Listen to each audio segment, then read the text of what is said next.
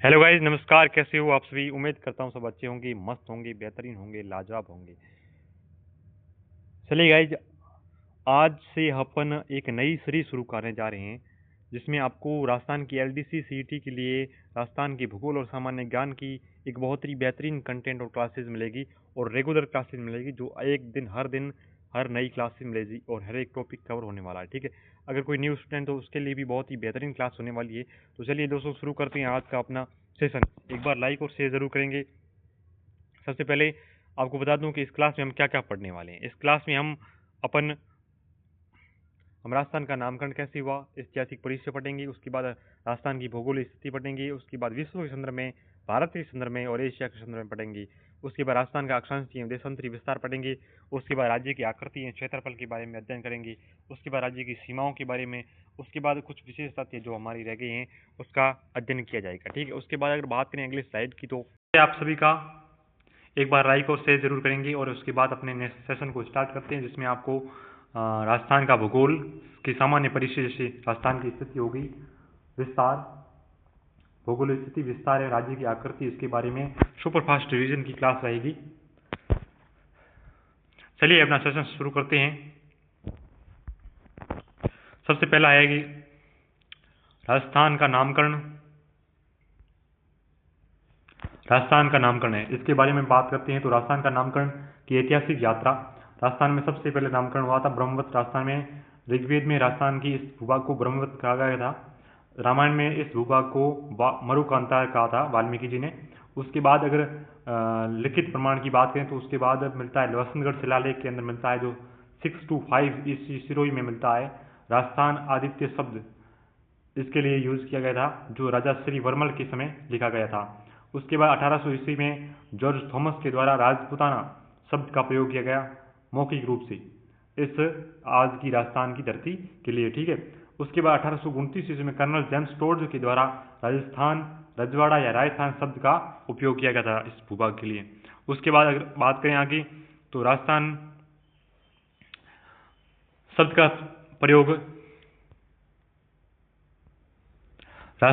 प्रयोग 25 मार्च 1948 को एकीकरण का दूसरा सत्र हुआ था, उसके अंदर राजस्थान शब्द का प्रयोग होता है। उसके बाद अगर बात करें भारत सरकार द्वारा जो विधिवत मान्यता कब दी गई इस राजस्थान शब्द को, तो ये थी जनवरी 1950 के अंदर इस भूभाग के लिए राजस्थान शब्द की मान्यता, ऑफिशियल मान्यता दी गई थी। उसके बाद राजस्थान शब्द का पहला अभिलेखीय प्रमाण अगर कुछ पूछे आपसे तो यह होगा वसंतगढ़ शिलालेख 682 ईस्वी में विक्रम संवत। ठीक है, उसके बाद आगे बात करें तो राजस्थान का भौगोलिक स्थिति। राजस्थान की भौगोलिक स्थिति कैसी है? राजस्थान भूगोल विश्व की या ग्लोब या विश्व के संदर्भ में यह उत्तर पूर्व दिशा यानी कि ईशान कोण में पड़ता है, यानी कि यहाँ पे पड़ता है ईशान कोण। उसके बाद एशिया महाद्वीप के अंदर संदर्भ में बात करें तो दक्षिण पश्चिम दिशा में पड़ता है, यानी कि यहाँ पे नैऋत्य कोण के अंदर पड़ता है। उसके बाद अगर भारत के संदर्भ में बात करें तो ये भारत के उत्तर पश्चिम भाग में स्थित है, यहाँ पर आपको पता ही होगा। तो ये हमारे पड़ता है वायव्य कोण के अंदर। उसके बाद अगर आगे बात करें तो राजस्थान का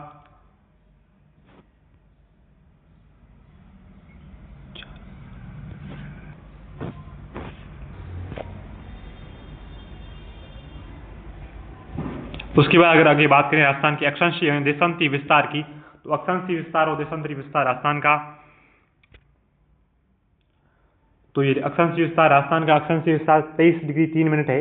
उसके बाद उत्तरी अक्षांश से 30 डिग्री 12 मिनट उत्तरी अक्षांश के बीच में है और इसका अंतराल है जो 7 डिग्री 9 मिनट है। ठीक है, उसके बाद अगर बात करें तो कर्क रेखा की, तो आपको पता ही होगा कि कर्क रेखा हमारी 23 डिग्री 5 मिनट यानी कि 23.5 डिग्री से गुजरती है, अक्षांश से गुजरती है। उसके बाद ये हमारे बांसवाड़ा और डूंगरपुर दो जिलों से गुजरती है और ये दक्षिणी सीमा से होकर गुजरती है। और ठीक है, उसके बाद अगर बात करें अपने देशांतर की, तो ये राजस्थान हमारा 69 डिग्री 30 मिनट पूर्वी देशांतर से 78 डिग्री 17 मिनट पूर्वी देशांतर के मध्य स्थित है। और इनकी देशांतरों के बीच की अंतराल की बात की जाए तो ये 8 डिग्री 47 मिनट है। ठीक है, उसके बाद अगर बात करें तो हमारे राजस्थान के बीच का मध्यवर्ती अक्षांश की बात करें तो ये 27 डिग्री है। और उसके बाद अगर मध्य देशांतर की बात करें तो ये हमारा 74 डिग्री है। ठीक है, और उसके बाद राजस्थान का मध्यवर्ती गाँव की बात की जाए तो ये हमारा लामपोलाई गाँव मेड़ता नागौर के अंदर है। ठीक है, उसके बाद बात करेंगे अगली स्लाइड की, तो सूर्य की किरणें और समय का अंतर। राजस्थान के जिलों पर पड़ने वाली सूर्य की किरणें किस प्रकार से पड़ती है, किस जिले में सूर्य की किरणें सबसे ज़्यादा सीधी पड़ती है और किस जिले के अंदर सूर्य की किरणें सबसे ज़्यादा टेढ़ी यानी कि तिरछी पड़ती है। तो हमारा ये हो गया सर्वाधिक सीधी किरणें बांसवाड़ा कर्क रेखा पर स्थित है, इसलिए पड़ती है क्योंकि सर्वाधिक सूर्य 21 जून को कर्क रेखा पर सीधे चमकता है। उसके बाद अगर बात करें सर्वाधिक तिरछी किरणें श्री गंगानगर पड़ती विषुवत रेखा की दूरी के कारण। ठीक है, श्री गंगानगर क्यों पड़ती है, विषुवत रेखा या कर्क रेखा से दूरी के कारण पड़ती है। ठीक है, उसके बाद अगर बात करें सबसे लंबा दिन कब होगा, 21 जून को होता है। 21 जून को क्यों होता है, क्योंकि 21 जून को सूर्य कर्क रेखा पर चमकता है और कर्क रेखा जो कि राजस्थान से होकर गुजरती है, इसी कारण इसका कहा गया कि साल में सबसे लंबा दिन और सबसे छोटी रात 21 जून को होती है। इसे कर्क संक्रांति कहते हैं। कर्क रेखा पर सूर्य होने के कारण इसे कर्क संक्रांति कहा जाता है। इस दिन अंतर्राष्ट्रीय योग दिवस भी मनाया जाता है। उसके बाद अगर बात करें दिन रात बराबर किस समय होगी, 21 मार्च यानी 23 सितंबर को, यानी कि इस समय विषुवत रेखा पर सूर्य होता है, इस कारण यह दोनों बराबर होते हैं। ठीक है, उसके बाद अगर बात करें समय गणना की, तो समय गणना की बात की जाए तो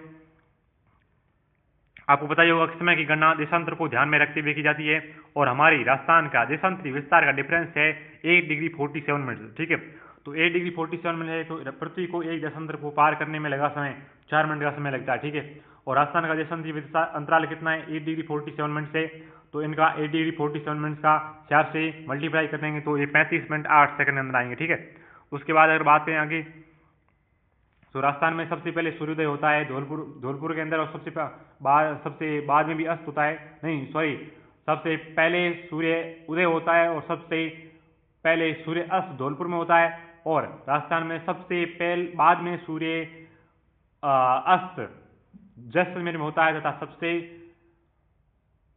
बाद में उदय भी जैसलमेर के अंदर ही होता है। ठीक है, उसके बाद अगर बात करें अगली स्लाइड की, तो राजस्थान के अंतिम बिंदु एवं विस्तार, तो इसके अंदर बात करेंगे राजस्थान का सबसे उत्तरी पॉइंट है, नॉर्थ पॉइंट है यहाँ पे।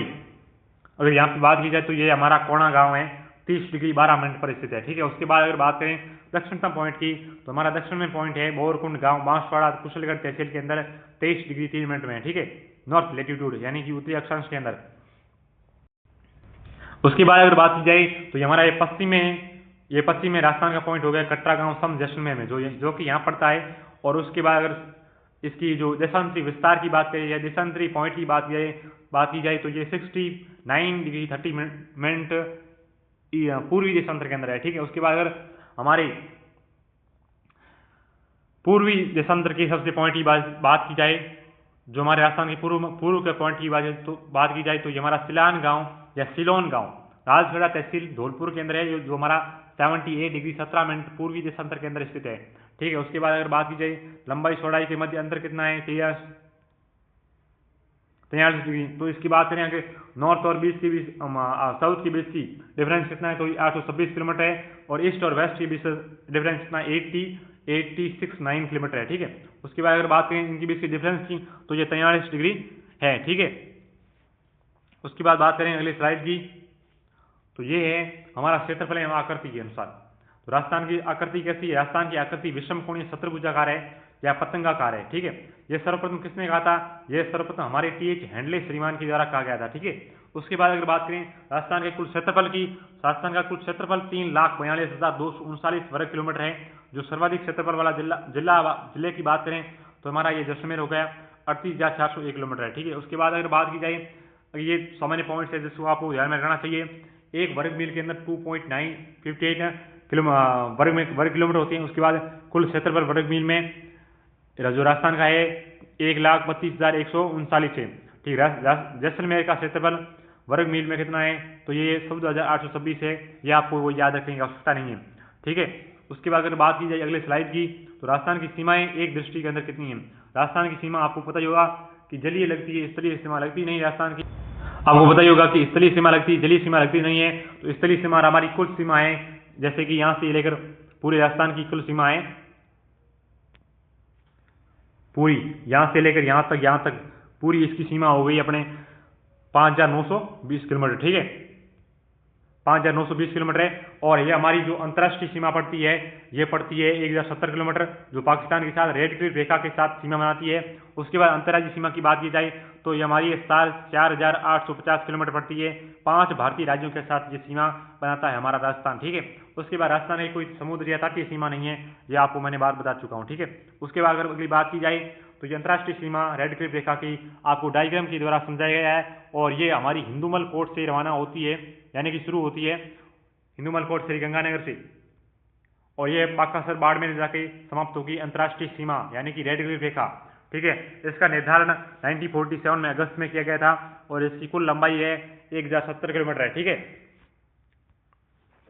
और ये राजस्थान की नहीं सॉरी कुल रेड क्लिफ रेखा की 32.32% भाग है, ठीक है, जो राजस्थान की सीमा बनाता है। और उसके बाद इसकी विस्तार की बात की जाए तो ये हिंदुमल कोट श्रीगंगानगर से बाकासर बाड़मेर तक है। उसके बाद अगर बात करें सीमा निर्धारण करने वाले 4 जिले अप्रोवी क्रम में, यानी कि बड़े से छोटे के क्रम में, तो जैसलमेर सर्वाधिक सीमा साझा करता है अंतर्राष्ट्रीय सीमा के साथ, जो 43.3% सर्वाधिक सीमा साझा करता है। उसके बाद 228 किलोमीटर है जो बाड़मेर सीमा साझा करता है। उसके बाद 210 किलोमीटर जो श्रीगंगानगर सीमा साझा करता है। उसके बाद 168 किलोमीटर जो न्यूनतम है 15.7% सीमा साझा करता है बीकानेर। उसके बाद अगर बात करें रेड क्लिफ रेखा पर सबसे नजदीक जिला मुख्यालय किसका है, श्रीगंगानगर का, आपको पता है। और उसके बाद सबसे दूर जिला मुख्यालय किसका है, तो ये बीकानेर है। ये सीमा से लगे हुए राज्यों की बात है, और अगर ऐसे ही राज्यों की बात की जाए तो ये हमारे सबसे कम होगा धौलपुर का, ठीक है। उसके बाद पाकिस्तान के 9 जिले राजस्थान को छूते हैं, मतलब राजस्थान के साथ पाकिस्तान की 9 जिले सीमा साझा करते हैं, ठीक है। उसके बाद अगर बात की जाए अगले स्लाइड की, तो इसमें होगा ये अंतर्राज्यीय सीमाएं 5 राज्यों के साथ लगती है हमारी, ठीक है, 5 राज्यों के साथ लगती है।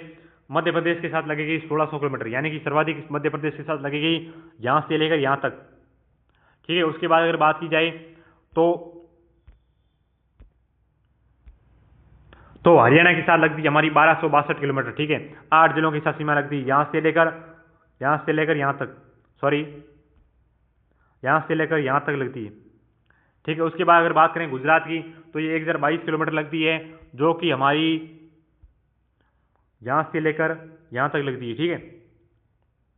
उसके बाद अगर बात करें ये हमारी उत्तर प्रदेश के साथ, उत्तर प्रदेश 887 किलोमीटर लगती है, जो कि 3 जिले डीग, भरतपुर, धौलपुर के साथ लगती है, जो कि हमारी हो गई यहां से यहां तक लगती है, ठीक है। उसके बाद अगर बात करें पंजाब के साथ तो ये हमारी सबसे न्यूनतम सीमा लगती है, और ये 89 किलोमीटर लगती है, ठीक है, और जो कि हो गई हमारी ये यहां से यहां तक, ठीक है। उसके बाद अगर बात करें तो राजस्थान के कुल 25 जिले अंतर्राज्यीय सीमा मानते हैं, और केवल अंतर्राज्यीय सीमा बनाने वाले जिले कौन से हैं, 23, क्योंकि श्रीगंगानगर व बाड़मेर अंतर्राष्ट्रीय सीमा भी बनाते हैं, इसलिए इनको साथ में काउंट नहीं किया जाता है। अगर उसके बाद अगर बात करें अगले स्लाइड की तो इसमें हमारी हो गई सीमावर्ती जिलों के विशेष तथ्य, ठीक है, यानी कि कुछ विशेष पॉइंट्स है जो आपको ध्यान रखने चाहिए।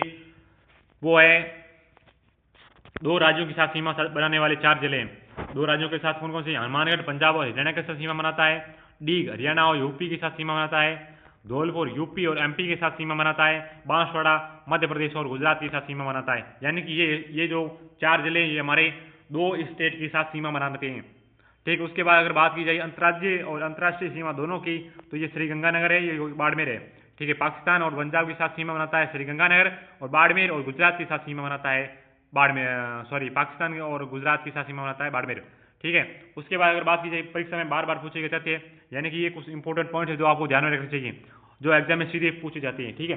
सर्वाधिक सीमा कौन साझा करता है अंतर्राज्यीय, तो ये होगा झालावाड़, एमपी के सीमा साझा करता है। उसके बाद न्यूनतम सीमा साझा करने वाला जिला ये भीलवाड़ा है, जो एमपी के साथ व बाड़मेर गुजरात के साथ सीमा साझा करता है, ठीक है। और इसमें अगर पॉइंट पूछे तो ये बाड़मेर सबसे ज्यादा कम होगा, और उसके बाद भीलवाड़ा होगा, ठीक है। उसके बाद अगर बात की जाए अगले पॉइंट की तो परीक्षा की दृष्टि से महत्वपूर्ण रहते हैं, जो हम एक दृष्टि में देखेंगे, ठीक है, जो हमने पीछे जो पढ़ा है उसको। राजस्थान के 22 जिले अंतर्वर्ती है, यानी कि जो किसी के साथ सीमा साझा कर नहीं करते, न तो इंटर स्टेट सीमा साझा करते हैं और न ही इंटरनेशनल सीमा साझा करते हैं, ठीक है। उसके बाद अगर बात की जाए सर्वाधिक जिलों के साथ सीमा बनाने वाले कौन से जिले हैं, 7 जिले हैं, जो कि जयपुर, पाली, नागौर और चित्तौड़गढ़ के साथ सीमा बनाते हैं, 7 जिले, ठीक है। 7 जिलों के साथ सीमा बनाते हैं 7 जिले हैं, ठीक है। उसके बाद अगर बात की जाए 8 जिले वाली सीमा, तो ऐसे दो जिले हैं जो न्यूनतम सीमा बनाते हैं, यानी कि उनकी संख्या 8 है। उदाहरण श्रीगंगानगर, झुंझुनू, बारा आदि, यानी कि ऐसे जिले जो सिर्फ दो जिलों के साथ सीमा साझा करते हैं, ठीक है। उसके बाद अगर बात की जाए अक्षांश देशांतर प्रतिशत यानी कि टकराव की, यानी कि अक्षांश और देशांतर हमारे मिलते कहाँ हैं, बीच के मध्य पॉइंट के अंदर, तो ये हमारे राजस्थान का मध्यवर्ती देशांतर होगा 74 ईस्ट, मतलब पूर्वी देशांतर। उसके बाद अगर मध्यवर्ती अक्षांश की बात की जाए तो ये 27 डिग्री है, ठीक है। उसके बाद एक दूसरे को नागौर में जिले में काटती है, ठीक है, ये जो हम बात कर चुके हैं। उसके बाद अगर बात की जाए अगले पॉइंट की, तो हमारा राजस्थान का सामान्य परिचय एक नज़र में आपको बताने वाला हूँ, जो अपने पिछले कुछ मिनटों से पढ़ते आ रहे हैं, ठीक है। राजस्थान का नामकरण राजपूताना जॉर्ज थॉमस के द्वारा 1800 ईस्वी में और कर्नल जेम्स टोड के द्वारा 1829 ईस्वी के अंदर, ठीक है। उसके बाद अगर बात की जाए स्थिति की, राजस्थान की स्थिति कैसी है, तो ये 23 डिग्री 3 मिनट से 30 डिग्री 12 मिनट उत्तरी अक्षांश के अंदर है, ये बात ध्यान रखेंगे, ठीक है।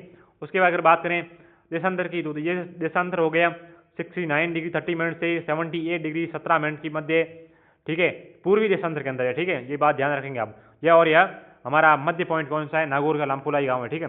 उसके बाद भौतिक विस्तार की बात की जाए तो हमारा उत्तर से दक्षिण की बीच की लंबाई हो गई 826 किलोमीटर और 869 किलोमीटर ये हमारी पूर्व से पश्चिम की बीच की लंबाई होगी, ठीक है। और इनका अंतर पूछे तो ये 43 किलोमीटर है, ठीक है। उसके बाद अगर बात की जाए तो ये 3,42,239 स्क्वायर वर्ग किलोमीटर का क्षेत्रफल है। और इनकी बात की जाए तो इसके वर्गमील के अंदर तो 13,139 है, ठीक है। उसके बाद अगर बात की जाए इसकी सीमाएं की, तो इसकी कुल सीमा है 5,920 किलोमीटर, ठीक है। और उसके बाद अगर बात की जाए अंतर्राष्ट्रीय सीमा की, तो ये 1,070 किलोमीटर है। और उसके बाद अगर बात की जाए अंतर्राष्ट्रीय सीमा सर्वाधिक साझा कौन करता है, तो ये जैसलमेर करता है 667 किलोमीटर। उसके बाद Barmer 228 kilometre, Ganganagar 210 kilometre, Bikaner 168 kilometre, ठीक है। उसके बाद अगर बात की जाए अंतर्राज्यीय सीमा की लंबाई है 4,850 किलोमीटर, ठीक है, जो एमपी के साथ 1,600 किलोमीटर है। उसके बाद हरियाणा के साथ 1,262 किलोमीटर है, गुजरात के साथ 1,022 किलोमीटर है, यूपी के साथ 877 किलोमीटर है। उसके बाद पंजाब के साथ 89 किलोमीटर है, ठीक है। उसके बाद अगर सूर्य की स्थिति की बात करें तो सूर्य की स्थिति सीधी किरणें बांसवाड़ा पड़ेगी और तिरछी किरणें श्री गंगानगर के अंदर पड़ेगी। उसके बाद अगर बात करें सूर्यास्त तो सूर्योदय की, तो ये हमारा प्रथम धौलपुर में होगा और अंतिम जैसलमेर के अंदर होगा, ठीक है। तो चलिए दोस्तों, बहुत बहुत धन्यवाद आपका इस क्लास को लेने के लिए। उसके बाद अगर आपको उम्मीद करता हूँ कि आपका इस क्लास के अंदर जो राजस्थान का सामान्य परिचय और राजस्थान की स्थिति विस्तार एवं आकृति के बारे में सारे डाउट्स और सारा रिवीजन हो चुका होगा। उसके बाद चलते हैं अपने इस सेशन को यहीं समाप्त करते हैं। उम्मीद करता हूँ आपको सेशन पसंद आया होगा। पसंद आया तो लाइक और सब्सक्राइब जरूर करें और शेयर जरूर करें, ठीक है। चलिए दोस्तों, आज का सेशन यहीं समाप्त करते हैं। Thank you. जय हिंद, जय भारत।